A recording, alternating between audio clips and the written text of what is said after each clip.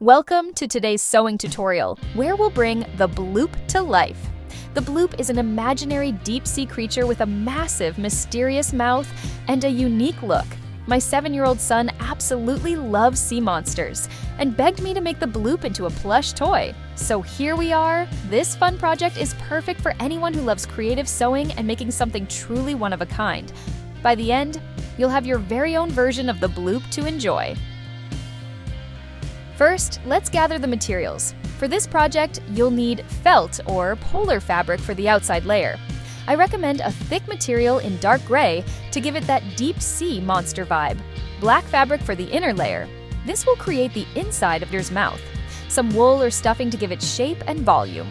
I will not use any stuffing because I know my son will need all the belly space for other toys to be eaten.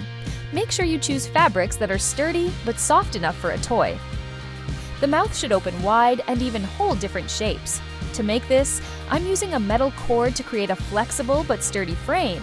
To make it safer and more durable, I will cover the cord with duct tape, which adds thickness and extra resistance. This way, it's soft enough for kids to play with, but strong enough to hold its shape. Let's start by making a circle with a circumference of 60 centimeters or 26 inches. Here's how I do it. First, measure and mark your metal cord and mark it. Second, I am adding about a double of it, and then I am forming a circle. Measure to check the size before taping it with the duct tape. I will tape it all around.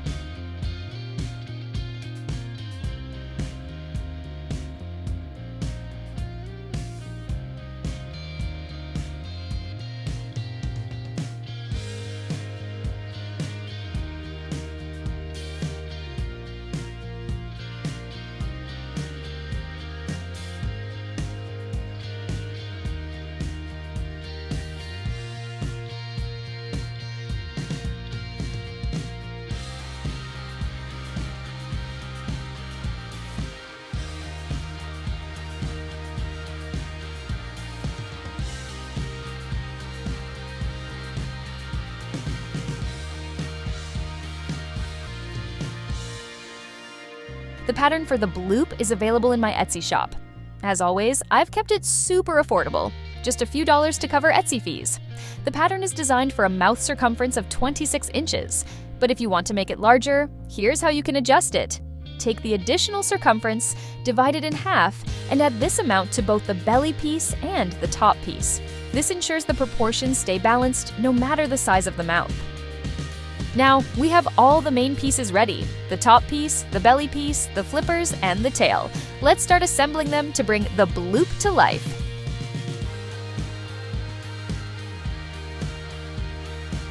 We'll need the belly piece and the top piece cut out from the black fabric, along with the full set of pieces from the gray fabric.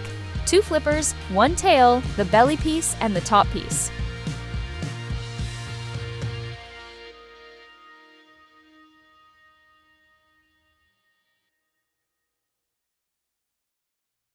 Now, let's create the paws and the tail. Here's how. Simply pin the paper pattern shapes onto 2 layers of fabric, then sew around the edges, following the shape. This don't have to be perfect. On the sewing machine, you'll see me slowly stitch along the edges of the paw and tail shapes. Remember to leave one side open. This opening will allow us to turn the fabric right side out later.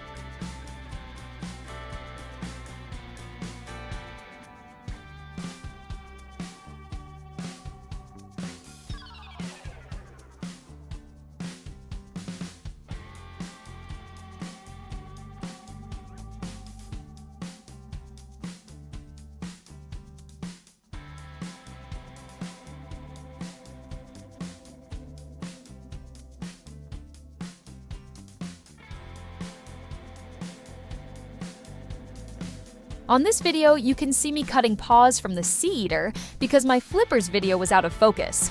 Of course, the technique is the same.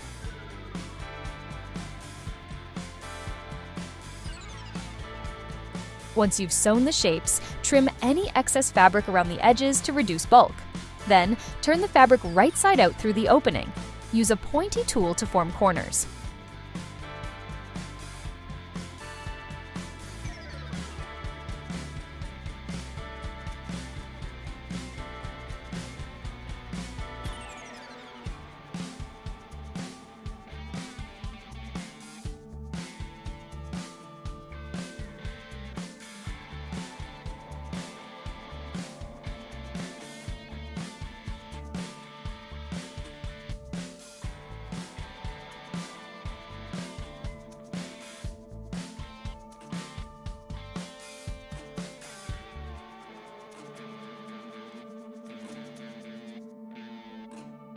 If you want to add a little extra dimension to the tail, here's an optional step.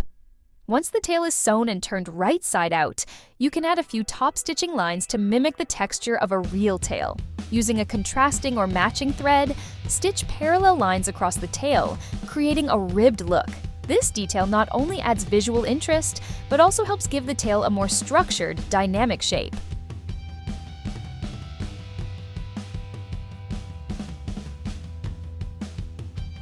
Now, let's attach the black fabric pieces. We'll start by sewing the long edges together. For the dart, we won't sew it just yet. We'll simply secure it in place with a pin for now.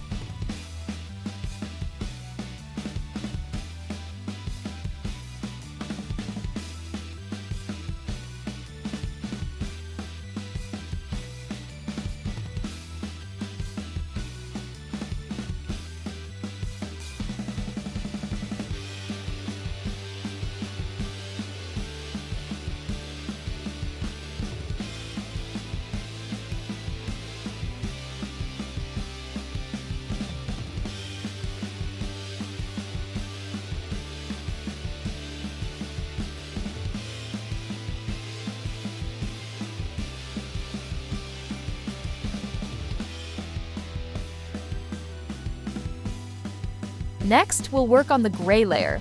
Here, we need to start by sewing the dart first.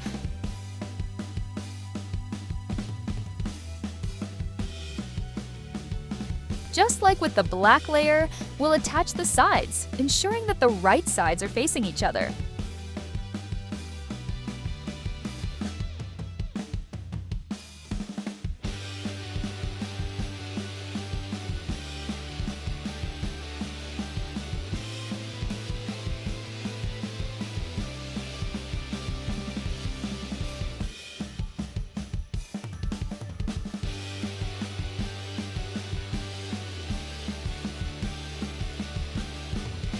Once both body pieces are connected, it's time to attach the tail. Position the tail between the two layers and sew it into place at the end. This method ensures that all the raw edges are neatly enclosed inside.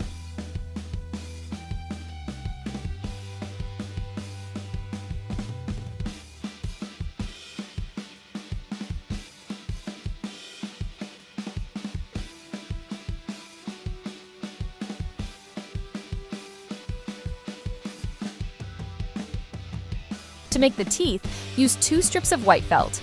Mine are about 4 cm wide, or just under 2 inches, because I want the teeth to look big and bold. If you prefer smaller teeth, go for a width of around 3 cm or about 1 inch. For the length, I'm using strips roughly 30 cm or 11 inches. I like to cut the teeth into sharp, pointy shapes to give the toy a spookier look.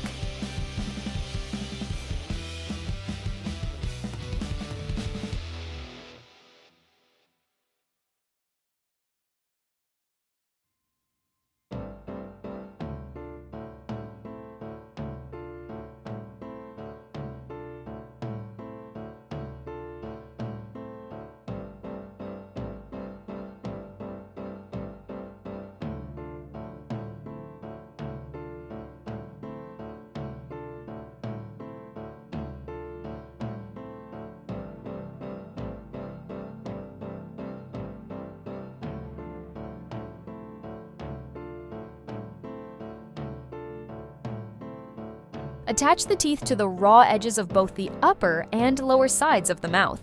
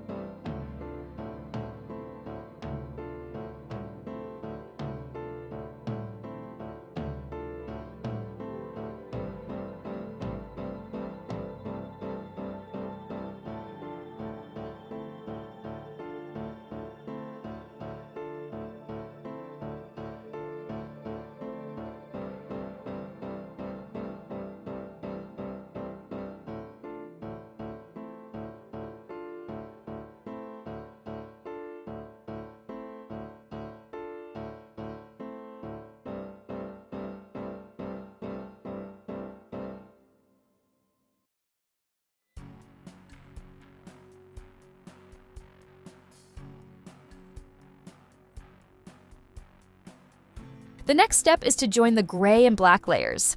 Turn the black layer right side out and place it inside the gray layer. Align the seams carefully and pin them together all the way around. Then, sew around the edge using a straight stitch.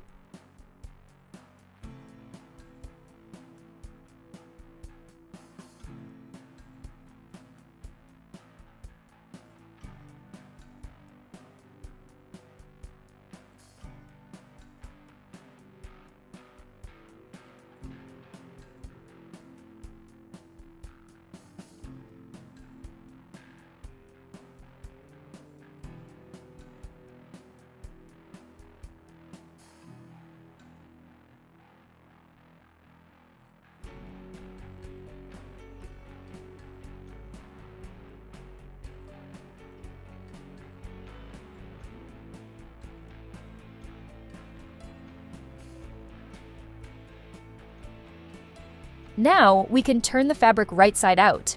You'll notice there's a section in the black layer that hasn't been sewn. That's our opening for inserting the mouth. Once the mouth is in place, you can sew this opening closed. Before doing so, consider trimming the mouthpiece if needed and stuffing the toy. However, I'm leaving this toy unstuffed because I know my son will love using it to eat his other stuffed toys, like sharks or even ships.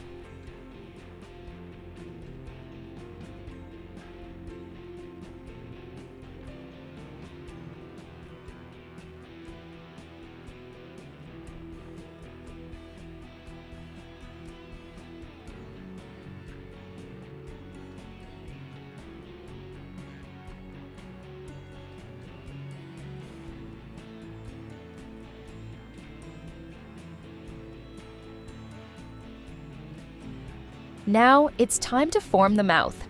First, we'll cover the metal loop with the gray fabric. This ensures that the teeth will be positioned inside the mouth. Start by pinning the gray fabric securely around the loop to hold it in place. Next, sew the fabric by hand, focusing on attaching only the gray fabric to the metal loop. To make the teeth fit better along the curved edge, carefully cut small notches into the base of the felt. This allows the teeth to bend and adapt to the shape of the loop. As you sew, work the thread on the inner part of the mouth, keeping your stitches on the outside tiny and nearly invisible. This way, the stitching blends seamlessly into the design while securing everything in place.